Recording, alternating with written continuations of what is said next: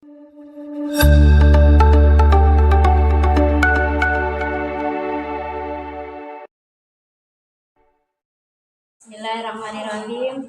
Assalamualaikum warahmatullahi wabarakatuh.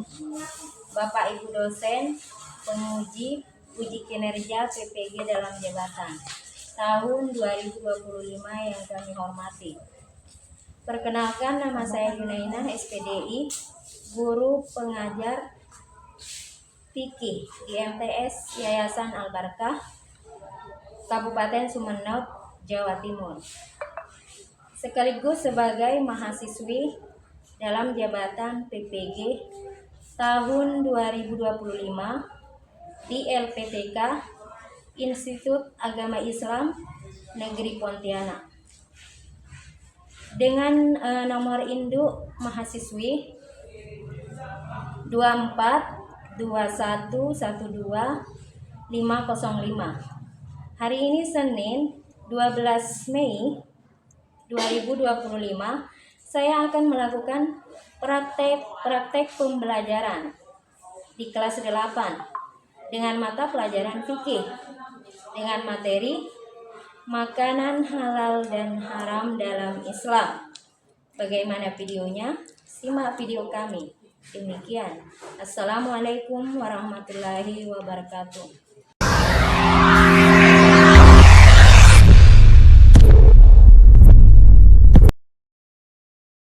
Assalamualaikum warahmatullahi wabarakatuh. Selamat datang di Pondok Pesantren Al-Barkah. Pondok Pesantren Al-Barkah yang terletak di kepulauan terpencil, yaitu Pulau Pagunungan Kecil, Kecamatan Sapeken, Kabupaten Sumeneb. Yayasan Pondok Pesantren Al-Barkah yang seluruh aspek kegiatannya berdasarkan kepada Al-Quran dan As-Sunnah sesuai dengan pemahaman Salaful Ummah. Yayasan Pondok Pesantren Al-Barkah didirikan oleh Al-Ustadz Muhammad Shadiq Ja'far beserta istri beliau, Ibu Nur Huda.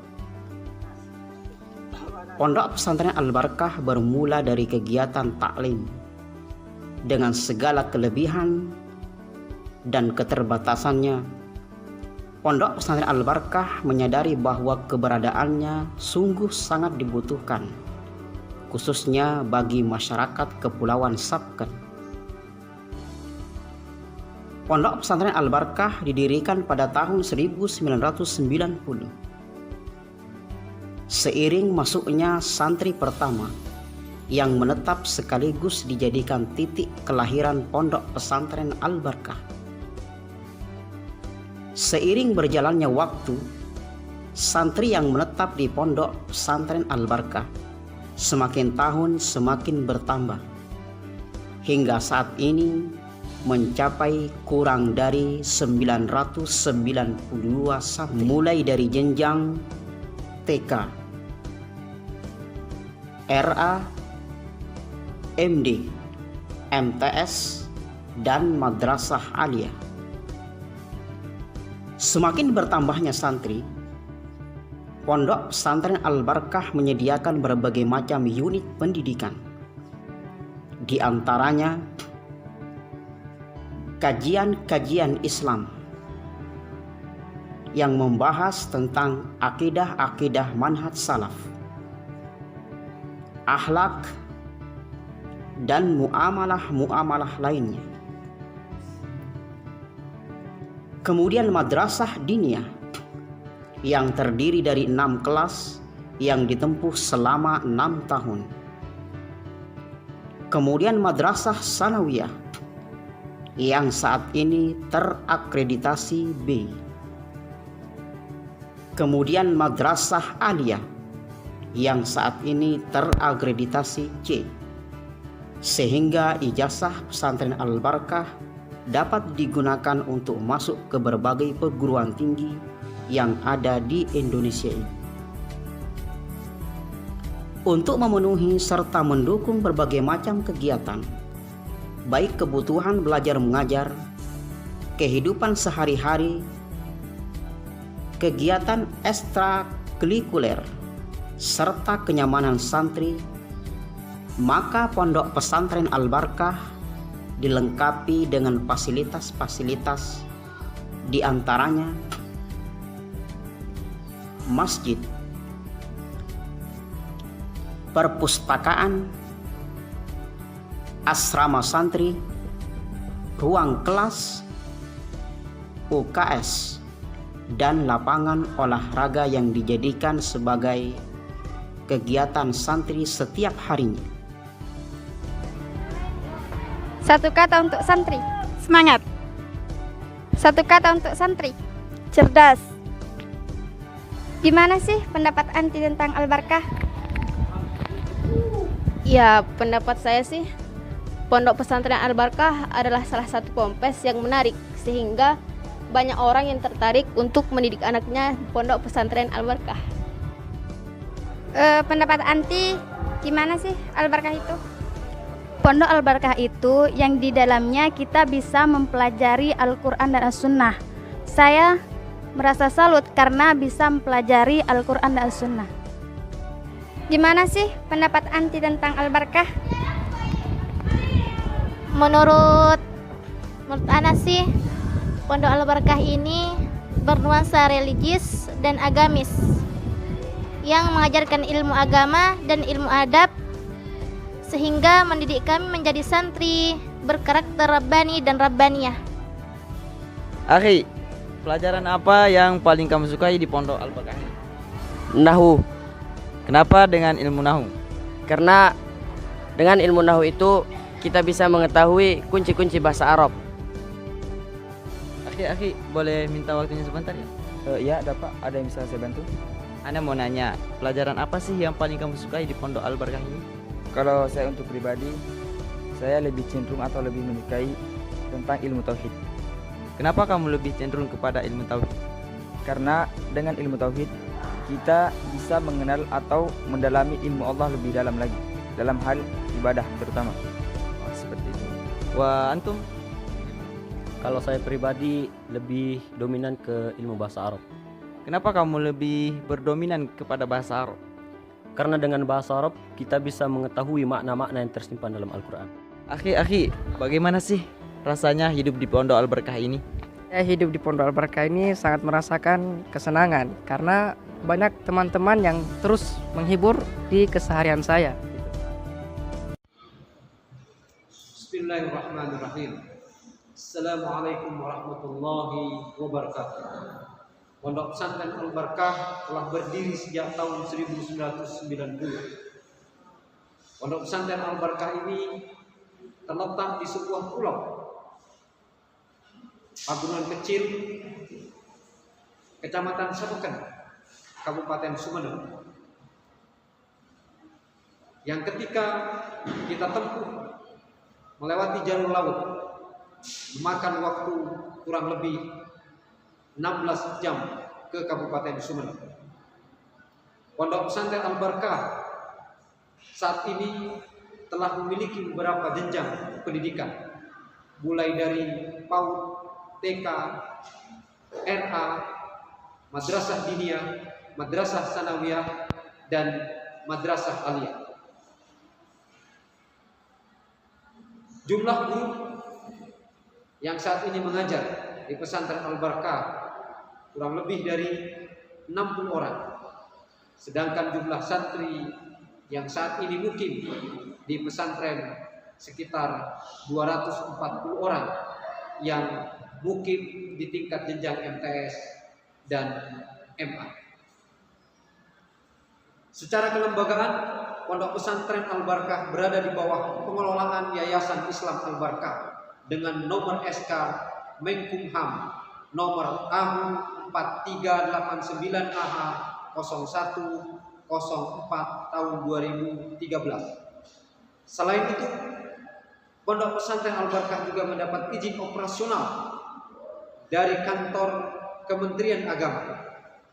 Dengan segala kelebihan dan keterbatasannya, Pondok Pesantren Al-Barkah menyadari bahwa keberadaannya sungguh sangat dibutuhkan, khususnya bagi masyarakat Kepulauan Sapekan. Hal ini tidak terlepas dari budaya masyarakat yang sudah banyak bergeser dari kondisi awal, pembabatan, kepulauan yang sangat kental dengan nilai-nilai Islam yang murni. Menyadari akan hal itu, maka Pondok Pesantren Al-Barakah melakukan berbagai upaya untuk menjadi benteng kokoh di tengah masyarakat yang telah terkontaminasi oleh budaya-budaya yang tidak sesuai dengan ajaran Islam. Melahirkan generasi militan Islam yang siap menjadi mujahid dakwah. Dan Pondok Pesantren Al-Barakah siap untuk menerima putra putri dari kaum muslimin untuk menjadi santri di pesantren Al-Barakah ini. Itulah sedikit profil tentang Pondok Pesantren Al-Barakah. Demikian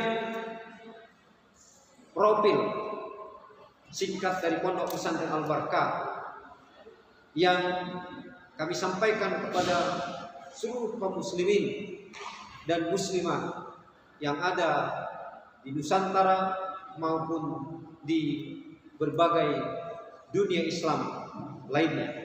Wabillahi taufiq wal hidayah. Assalamualaikum warahmatullahi wabarakatuh.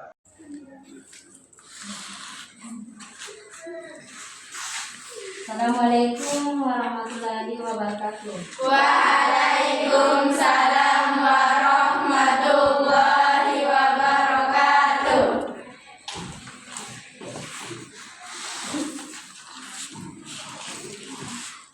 Alhamdulillah, puji syukur kita panjatkan kepada Allah Subhanahu wa taala.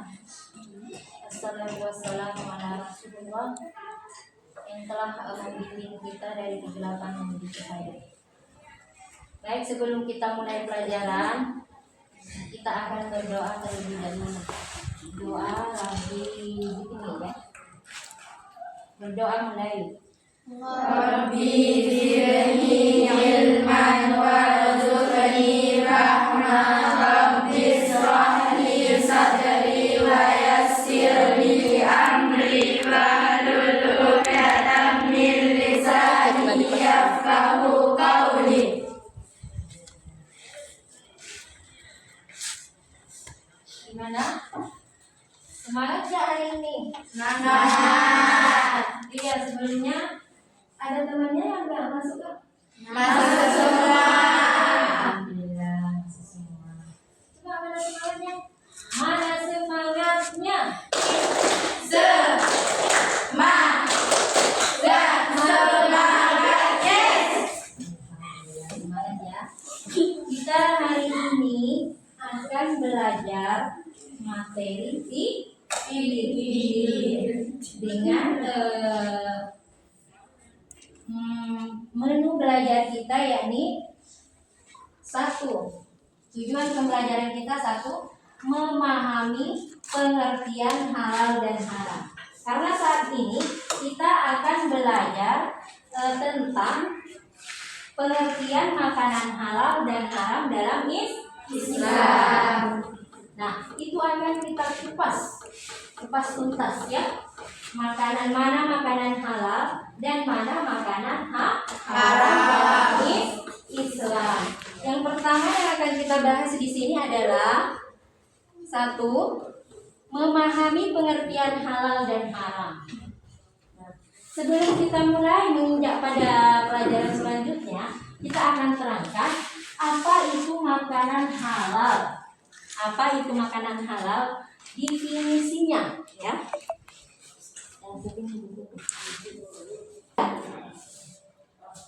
Secara bahasa, halal berasal dari bahasa Arab. Dari kata halal, ya, dari kata halal yang artinya diizinkan, diperbolehkan atau tidak dilarang. Nah, apa tadi? Coba diulangi. Bahasa halal itu berasal dari bahasa Arab yang artinya halal, yaitu diizinkan, diperbolehkan, kemudian atau tidak dilarang. Itu menurut Bahasa. Kemudian menurut istilah tadi ya. Kemudian menurut bahasa, haram berasal dari bahasa Arab juga. Yang asal katanya dari harama, ya. Harama yang artinya larangan. Sehingga haram itu diartikan sebagai sesuatu yang mengandung arti hukuman, dosa dan celaan. Nah, sampai di sini paham nggak? Apa yang kita jelaskan tadi? Paham? Alhamdulillah. Kita akan ulangi.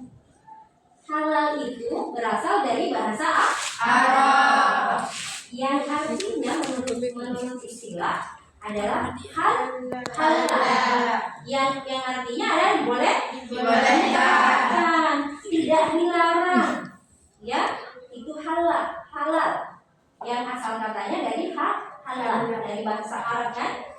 Dan ngerti nggak semua? Ya? Coba saya tanya satu-satu. Saya tanya apa kalian yang tanya? Saya yang tanya apa kalian yang tanya? Saya yang tanya. Ya, lalu kita nanti akan buka sesi pertanyaan. Kita akan menjelaskan lagi.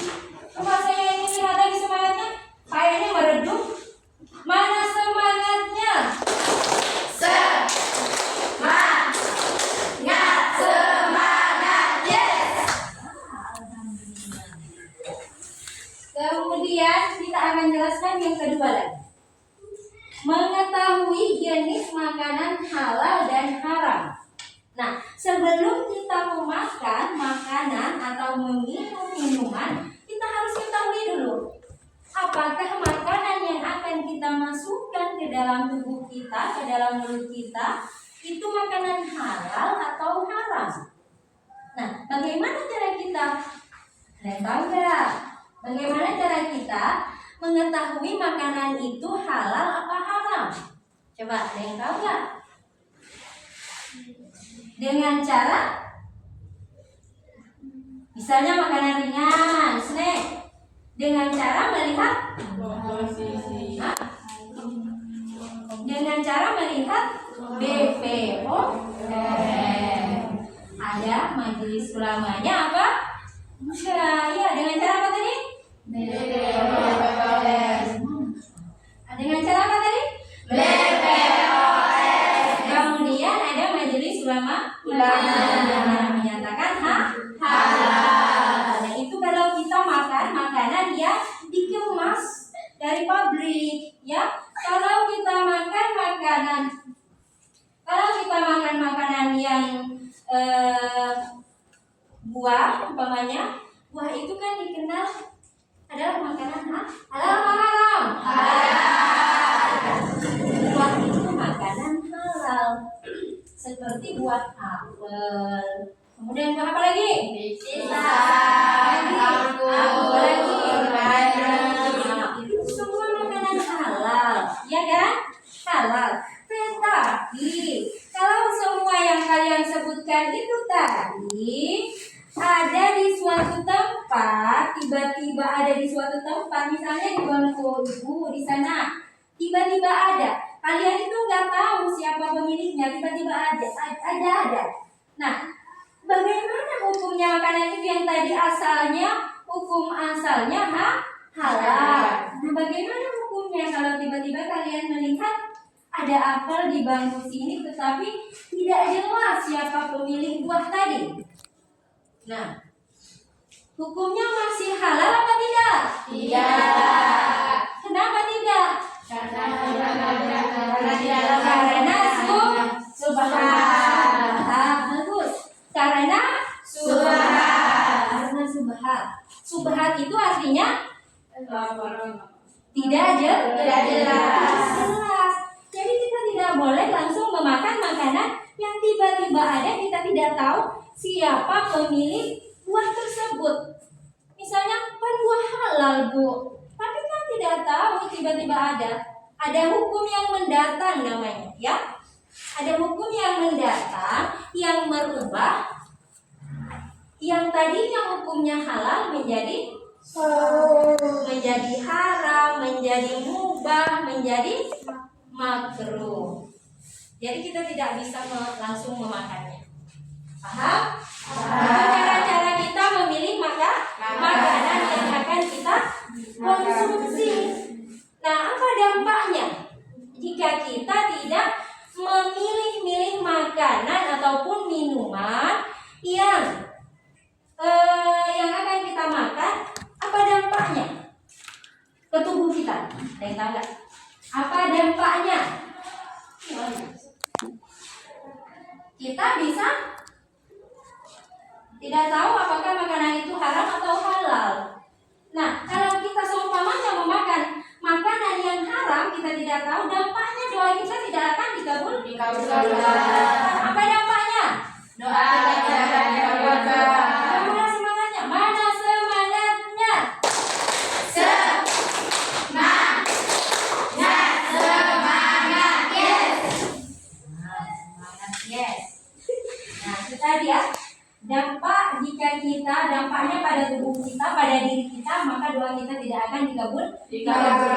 Jika terjadi kita memakan makanan yang haram ataupun minuman yang haram, itu akan memperlambat, akan membuat doa kita ditahan oleh Allah.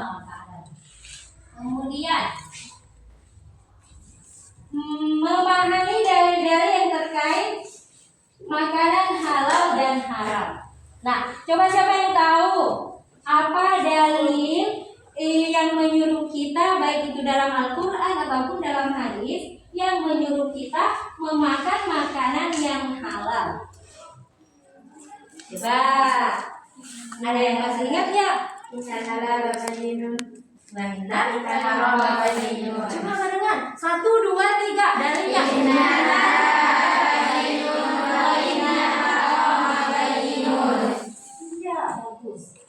Sesungguhnya yang halal itu jelas dan yang haram itu jelas. Dan juga Allah menyatakan dalam Al-Quran, makanlah ya ayyuhan nasu kulu min thayyibati ma razaqnakum. Makan wahai manusia, makanlah dari makanan yang baik-baik yang kami berikan kepada kamu, kata Allah. Jadi kewajiban kita adalah memilih-milih makanan yang mana yang baik dan mana yang tidak baik. Yang disarankan kepada kita adalah halalan thayyiban. Apa artinya halalan thayyiban? Halal yang jelas. Boleh didapat menghadapi video. Ya, tadi kita sudah menjelaskan tujuan pembelajaran kita ada 4. Karena kita di sini akan belajar tentang makanan dan minuman yang halal dan haram dalam pandangan Islam atau dalam pandangan syariat. Nah, yang mana tadi yang telah kita jelaskan, 1, memahami pengertian halal dan haram. 2, mengetahui jenis makanan halal dan haram. Kemudian yang 3, memahami dalil terkait makanan halal dan haram. Yang 4, menerapkan prinsip halal dan haram. Semua udah mengerti belum? Sudah. Coba mana lagi semangatnya? Mana semangatnya? Semangat, yes. Nah, masih semangat semua. Nah, sekarang kita akan buka session pertanyaan. Bagi siapa yang bertanya, saya akan berikan waktu pada kalian untuk menanyakan pertanyaan terkait dengan metode atau tujuan pembelajaran kita hari ini tentang makanan dan minuman yang halal dan haram dalam Islam. Coba, siapa yang mau tanya duluan? Saya.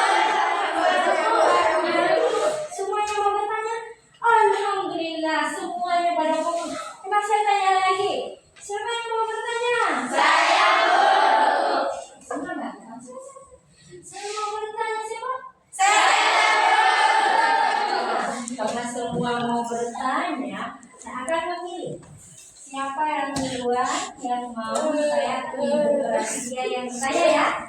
Coba saya tanya sekali lagi, siapa yang mau bertanya?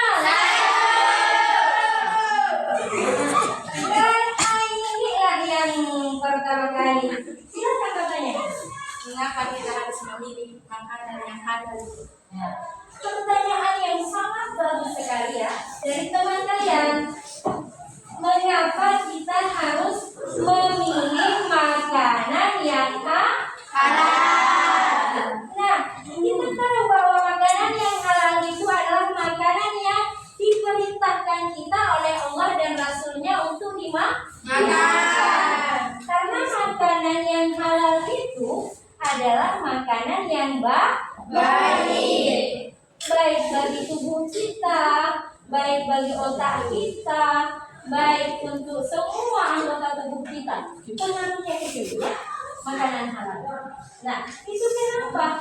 Pertanyaannya kenapa kita mesti memilih makanan yang halal? Pertama, makanan yang halal itu adalah perintah dari Allah dan Rasul kita Muhammad Sallallahu Alaihi Wasallam. Kita disuruh memakan makanan yang baik-baik, halalan thayyiban, halal dan juga baik. Nah, kedua, kenapa kita mesti harus memilih makanan yang halal? Nah, dengan makanan yang halal itu, kecerdasan otak kita akan meningkat. Ya, kecerdasan otak kita akan meningkat. Semua sel-sel tubuh kita akan membaik dengan makanan yang halal. Ketiga, doa kita akan mudah diijabah oleh Allah. Karena kalau makanan kita selalu memakan makanan yang halal, maka doa kita akan diijabah langsung oleh Allah. Tidak ada hijabnya sama sekali. Ya, tidak ada penghalangnya sama sekali doa ini. Ya, itu ya kenapa kita mesti harus memilih makanan yang halal. Pertama apa tadi? Pertama karena memang perintah dari Allah dan Rasul kita Muhammad. Kedua, dia dengan makanan halal itu akan menyehatkan tubuh kita, jiwa dan raga kita. Kemudian otak kita juga akan meningkat kecerdasannya. Ketiga apa tadi? Doa kita akan langsung diijabah, tidak ada penghalangnya dengan Allah. Ya, itu saking baiknya makanan halal bagi tubuh kita ya. Ya, udah ngerti? Kemudian pertanyaan kedua. Silakan. Siapa lagi mau bertanya? Pada bersemangat. Saya senang. Senang saya kalau banyak yang bertanya. Kenapa? Karena saya berhasil memberikan pelajaran kepada kalian. Itu artinya kalian itu fokus mendengarkan. Coba sekali lagi. Siapa yang mau bertanya? Siapa ya? Karena semuanya mau. Azila. Silakan Azila, saya.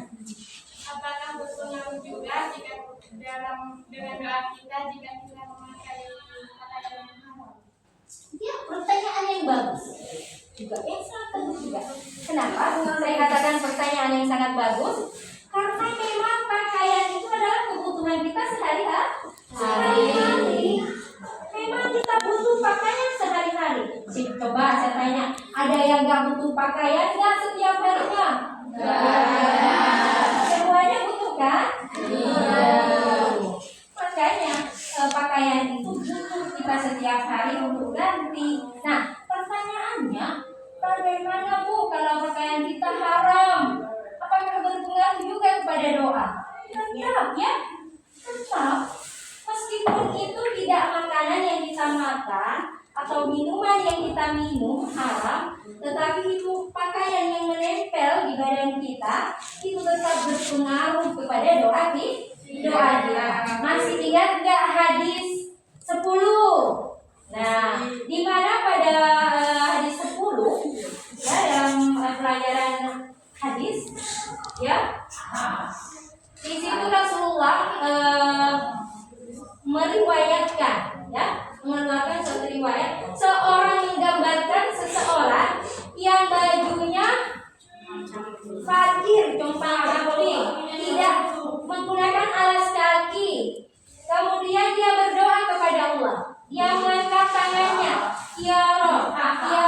ya Rob. Apa kata Rasulullah? Bagaimana doanya akan diterima? Padahal ciri-ciri orang yang akan diterima doanya adalah orang yang fakir, ya. Orang yang fakir salah satunya. Kemudian apabila berdoa mengangkat tangan. Itu ciri-ciri orang yang akan dikabulkan doanya, mengangkat tangan. Nah, semua itu dimiliki oleh orang itu. Dia fakir, dia berdoa mengangkat tangan. Kemudian ciri-ciri orang yang dikabulkan doanya ketika menyebut nama Robnya pertama kali, ya Rob, ya Rob, ya Rob. Nah, orang itu juga melakukan semua itu. Tapi kata Rasulullah, bagaimana mungkin doanya diterima? Karena pakaiannya salah satunya sama, ya, tidak bisa diterima doanya. Na'udzubillahi min dzalik. Itu ya, berarti lagi semua kan? Ngerti? Nah, sekarang pertanyaan yang ketiga. Pertanyaan yang terakhir. Siapa lagi yang mau bertanya? Yuk. Saya tanya 3 kali. 1 dan 2. Pertanyaan yang kedua. Siapa yang mau bertanya? Saya, Bu. 1 kali lagi saya bertanya. Dan saya akan pilih. Jangan berani lagi. Siapa yang mau bertanya? Saya, Bu.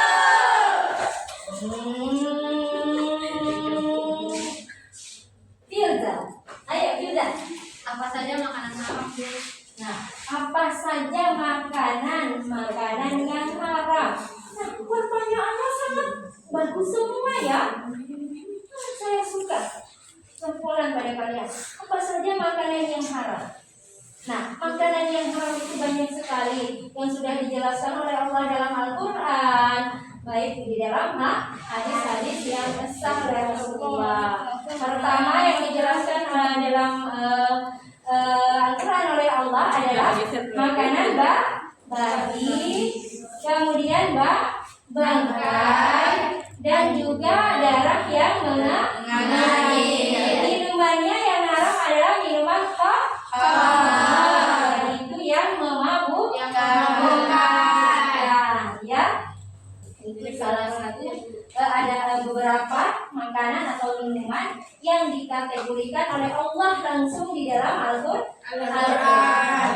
Nah, ada pun makanan-makanan yang haram lainnya itu bisa saja dengan haram yang mendatang, seperti yang kita katakan tadi, haramnya mendatang. Maksudnya awalnya makanan itu halal, tapi karena ada hukum yang mendatang yang menyebabkan dia menjadi haram. Contohnya uang, pada asalnya uang itu, atau apel tadi, pada asalnya apel itu halal, apel. Tapi kalau dia dicuri, nah, kalau ada yang mencuri apel kemudian dia kasih kepada orang lain, namanya apel yang dia kasih itu otomatis akan berubah hukum mendatang, namanya hukum mendatang namanya. Nah, apel yang dicuri tadi maka akan berubah menjadi haram. Yaitu, ya, makanan dan minuman haram yang dikategorikan langsung oleh Allah di dalam Al-Quran, ya. Gimana? Ini pertanyaan terakhir tadi, ya. Ibu rasa pelajaran kita hari ini sudah cukup, ya, sudah cukup kita jelaskan. Dan kita insya Allah kita akan jelaskan lagi pertemuan berikutnya. Nah, sekarang kita akan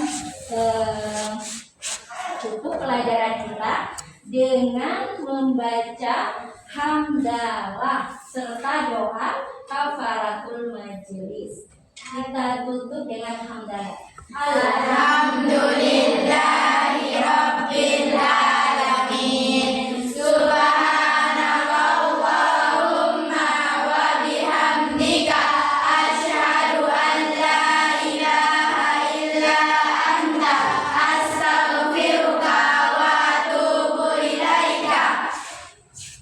Wassalamualaikum warahmatullahi wabarakatuh.